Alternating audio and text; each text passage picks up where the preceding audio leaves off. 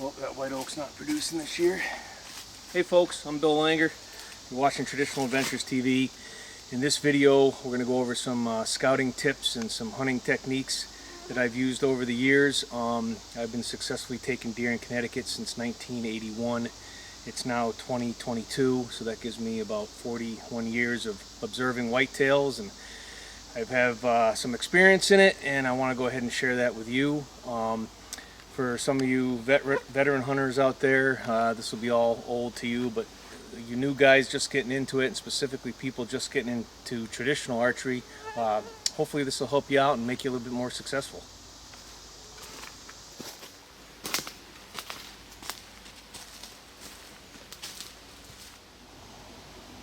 Coming up blank on these trees here. This time of year, it's August, is about 45 days to the season. We start on September 15th. Early season, I'm hunting food sources, and primarily mass crop, which is acorns in our area. Out in the Midwest, you know, they have soybeans and corn and so on and so forth. But here in Connecticut, mainly what the deer are hitting are acorns when they're dropping, when the trees have them. I'm looking at white oaks, red oaks, pin oaks, chestnut oaks, and black oaks is what the deer in this area typically hit. If I can find a white oak that's dropping, that's key. They'll hit the white oaks before they'll hit anything else. But right now I'm not finding anything, so this year we may be hunting more on field edges or maybe some apple orchards if I can find some apples. But we'll just keep searching here. So my primary tool when I'm scouting is binoculars. And believe it or not, I use binoculars more when I'm scouting than I do when I'm hunting. I have them with me when I'm hunting. If I see movement a long ways off and I want to identify it, or after I've shot a deer and I see it go down, I like to use binoculars to see what's going on. But that's about it. When I'm scouting, I use these all the time. And the reason why is I'm looking for acorns. I'm looking for that mass crop. And I'll walk through acres and acres of woods, checking every oak tree, seeing which tree has acorns and what species it is, and the binoculars help me out with that the most. But as we get closer to the season, what I'm looking for is a sweet tree. And what I call a sweet tree is a tree that's dropping that the animals are hitting, and they're fairly easy to find. You have to do a lot of walking. So once the acorns start dropping, you'll be able to see where the animals are hitting them and how hard they're hitting them. And there'll be certain trees, even though all the trees around them are dropping acorns, there'll be certain trees that the animals like. The deer, the turkey, and the bear will be there. And you'll see signs of it. The ground will be all torn up, rototilled up. You'll see where the bears climb the trees. There'll be plenty of deer sign around. It's a little bit early for that. Any trees I find dropping this early probably won't have any acorns on them by the time the season starts. But we'll keep searching and see what we can find. So it's a little breezy today, and I really like a little wind when I'm hunting. For two main reasons. It creates a little cover noise and tends to carry your scent away. Wind is extremely important in hunting. You've probably heard that before if you're just new to hunting. The wind can make you or break you, but over the years I've experienced all different sorts of animal reactions depending on the wind. So when it comes to thermals, thermals is the heating and cooling of the air, and it comes into play when you're hunting hilly or mountainous country. Here in Connecticut we have a lot of hills, and so thermals are something to be aware of. What basically happens is in the morning as the sun comes up, it heats the air, and the air starts to get light and starts to rise up the hillside. In the evening when the sun goes down, it starts to cool, it gets heavier, and starts to drop down the hillsides. However, that only really comes into play during calm wind, or when it's a still day. When there's a prevailing wind, the thermals will be, although they're tending to drop in the evening and rise in the morning, they're affected by the prevailing wind. And you still have to pay attention to that, and that's much more important than the thermals themselves.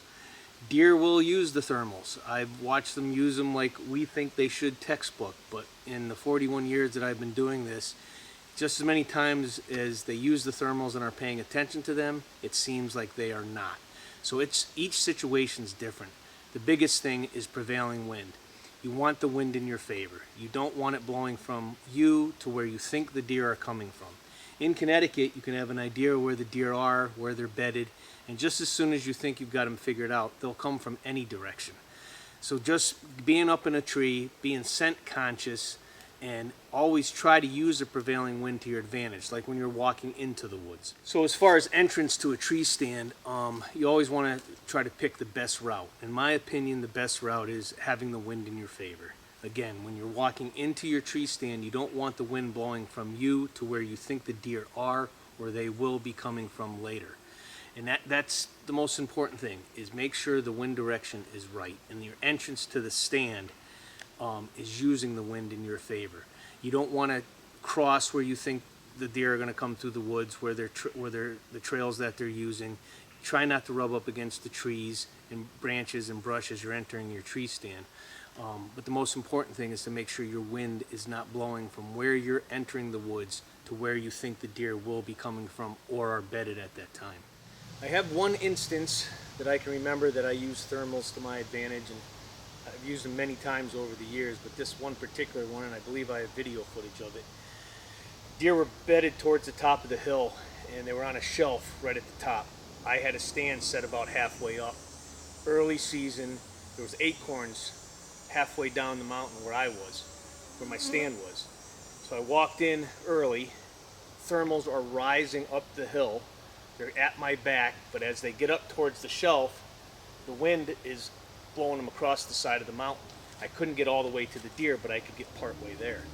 So I get up in the tree stand, sat there for a couple hours, and as the wind cooled, or as the air cooled and started to drop down the mountain, the deer started to move. Now the wind's coming from the deer to me, working in my favor, and they worked themselves down the mountain and got on the side of the hill above me, and I actually shot uphill out of a tree stand because of how steep the hill was. And that's an example where thermals worked in my favor. Well, here she is. She went about 150 yards, but she was going down the whole time.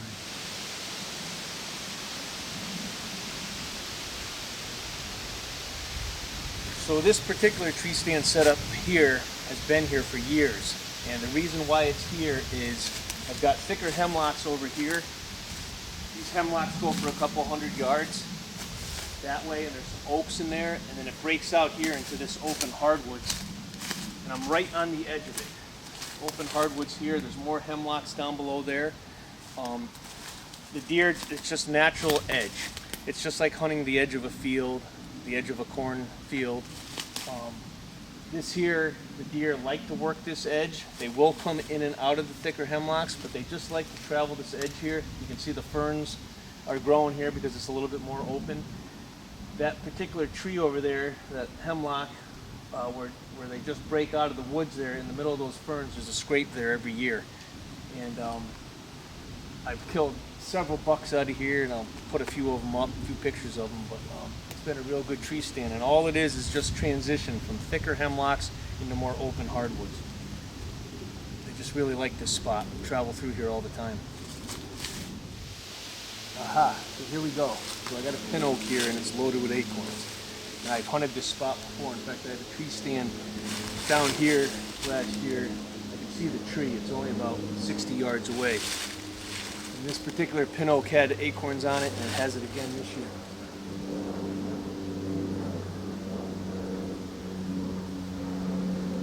So they're not dropping yet, but I'm sure they will by the time September gets here, and we'll have to set up a stand. Okay, now let's talk about hunting a bad wind. And yes, you heard me right, when the wind is bad, when it's not in your favor. I have had several experiences over the years where the only way that I was going to be able to see deer and harvest deer is when the wind was blowing in the wrong direction. And that's hard for some people to think about and to believe, but I'll give you the examples of where this has happened. Hunting public land, where public land butts up against a subdivision, where there's a line of houses. So in these areas where I'm hunting a bad wind or the wrong wind, where the wind's blowing in the wrong direction, hunting this certain piece of public land where the hunt area is here and the subdivision and houses are here, when the wind was blowing from the hunt area to the houses, the deer would not parallel that edge cover. but when the wind was blowing from the houses into the hunt area where I'm expecting the deer to come from, the deer would move and I would see deer. And the reason why is, I believe, is that the deer get accustomed to the kids playing in the backyard and the barbecues and the 4th of July where the drunk uncle blows his thumb off with a firecracker. The deer get used to hearing that. And when they cannot smell the humans that are living in that subdivision, it tends to make them uncomfortable. So when the wind is blowing from the hunt area towards that subdivision, I wasn't seeing deer. But when the wind blew from the subdivision into the hunt area, I would see the deer. And the wind was wrong because I'm hunting the edge, right on the edge of the subdivision and the public land hunting area, and my wind is blowing into the hunt area where I expect the deer to come from. The key was to be high in the tree, and they tend to parallel or quarter into it, so I was getting away from it. But it was pretty interesting that having a bad wind in that situation, or less than desirable wind where your scent is blowing into where the deer are, was the only way that I was seeing deer. So that was a pretty interesting experience I had over the years.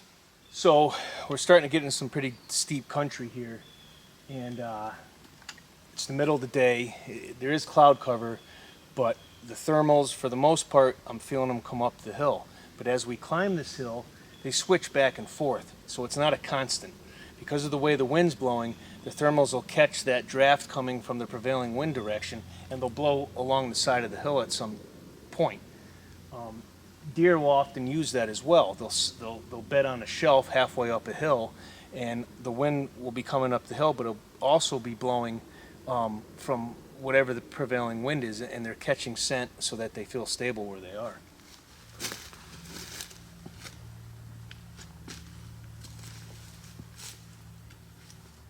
So I'm like 3/4 of the way up this hill. It's getting really steep, and towards the bottom there, this being the middle of the day, it's about 1 o'clock, you could feel the thermals rising. But as I get 3/4 of the way up the hill, the wind is now blowing across the side of the hill. So thermals are a rule of thumb, but they're not always a constant. The prevailing wind is what you need to pay attention to more than the thermals.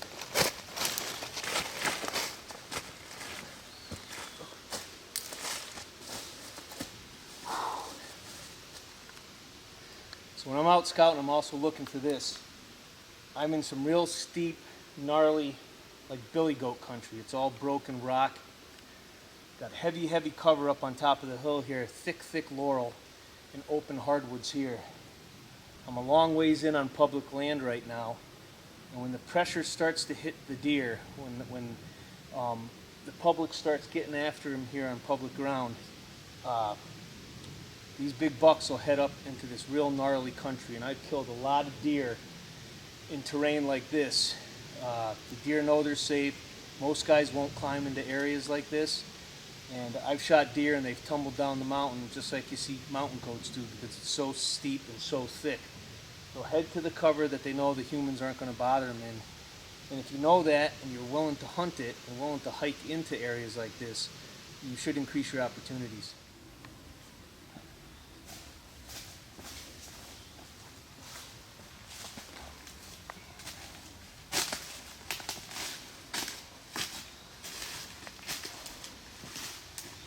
This is it here. This is where I'm going to want to be on public ground when the pressure starts hitting these deer as more and more hunters hit the woods. In Connecticut, in the past 20 years, in my opinion, the public land has been just as good or better than the private land. And I'm very lucky. I've had some private land for over 30 years that's really good, and I am selective on the animals I take out of it. But this country here on public land is where most people don't want to go, and when the pressure hits these deer, they're going to be up in here like billy goats. And I've taken a lot of deer over the years in steep, hilly, mountainous terrain like this, just because the animals feel safe here. It's tough to get into. You got to watch your approach with the wind. But if you can get in here and get a stand on one of these side hills, these bucks will tuck themselves right in here just like billy goats.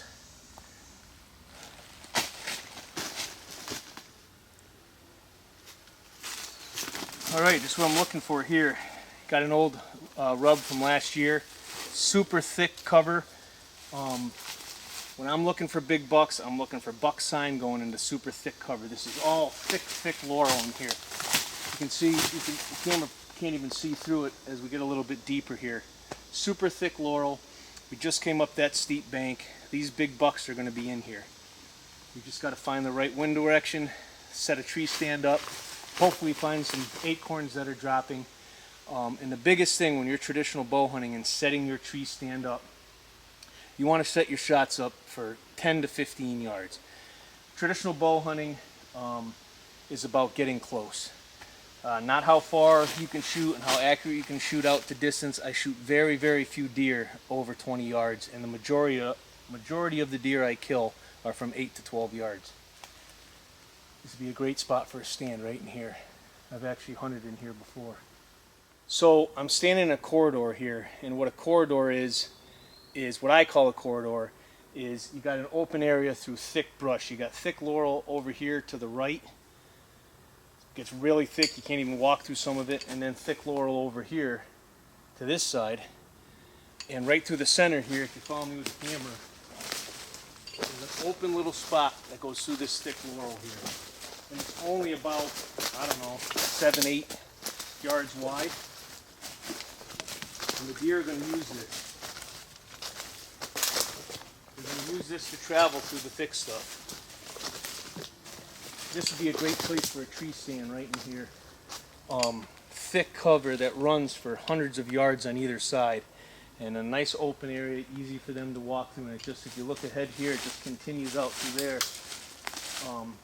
And the deer are going to use it, all the game are going to use it. And it's a great place to set a tree stand in an area, especially when you're traditional bow hunting, that you can just get 8 to 10 yards away and have them right underneath you.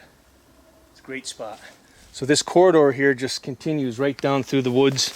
It goes for hundreds of yards. There's deer tracks in it. There's a trail going right through here.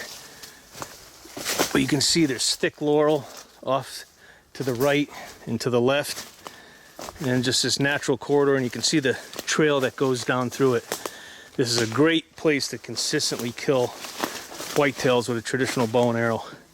Get right in these little corridors between thick stuff, set up 8 to 10 yards away, and kill yourself a big buck. So when it comes to trail cameras, I think they're a great tool for seeing the inventory of animals you have in your area. Although I would not recommend them as a hunting tool. In other words, making specific hunting decisions based on what you see in the camera. Reasons being is just because you are or are not seeing animals in front of the camera doesn't mean that they're not there.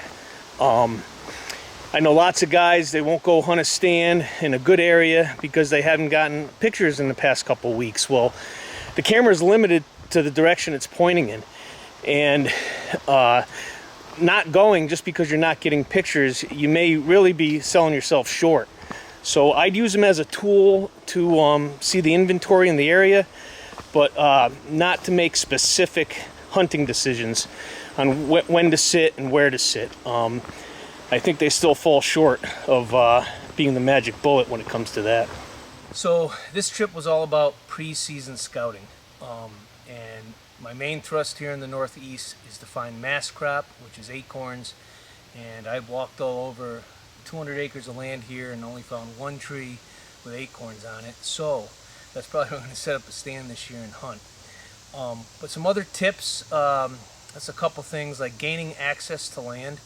What I found has worked for me over the years, when I've asked permission, I've offered services, like if they own a farm, to help fix fences, maybe help feed cattle.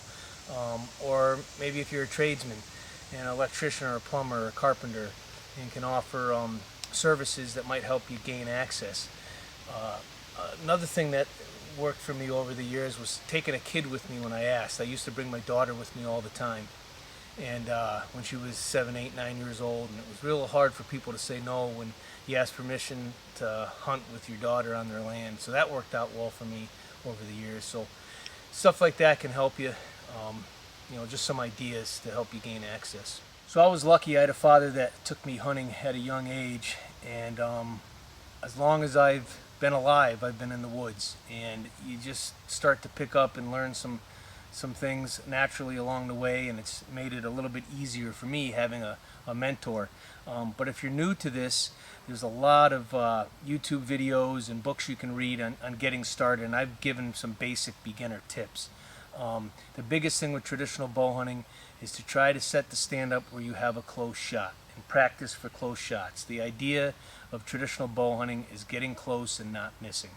And you want your shots to be 10 to 15 yards or whatever your effective range is. I've been shooting for many years, and although on a target I can shoot 40, 50 yards and hit the target, I rarely shoot over 20 yards in a bow hunting situation, and most of my shots are again from 8 to 12 yards in the woods. As far as success and being successful, it comes down to working hard.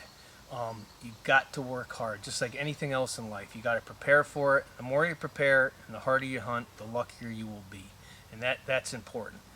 Stick to it, persistence. I hunt about 100 days a year here in Connecticut. Our season starts September 15th and ends on December 31st. I'm self-employed, so I'm lucky in that regard. I can schedule my work around hunting season, and I spend almost every day in the woods, at least one morning, if not both mornings and evenings, and I'm lucky in that regard. But the key to success is hunting hard, and when you don't feel like getting out of bed in the morning and you don't feel like going, you got to kick yourself in the butt and get out there. You know, trying to get access to good areas that have deer or finding public land that has deer is important. You take an average hunter that has lots of time to hunt and has good areas to hunt, he's going to consistently kill more deer than an expert hunter that has limited time and mediocre land to hunt. You need to find good land, and you need to hunt it as often as possible. So this has been just a real quick beginner's guide to preseason scouting and a few hunting tips, just basic hunting tips for people just getting into hunting. There's a lot of experts out there that know a heck of a lot more than me. Although I've been doing this for 41 years, I've learned that I have a lot more to learn, and you're never going to fully figure out whitetails. Want to thank you for watching. Thank you for liking and subscribing. Leave us a message in the comments. Let me know what you think and what you'd like to hear more about. And thanks again. Appreciate it.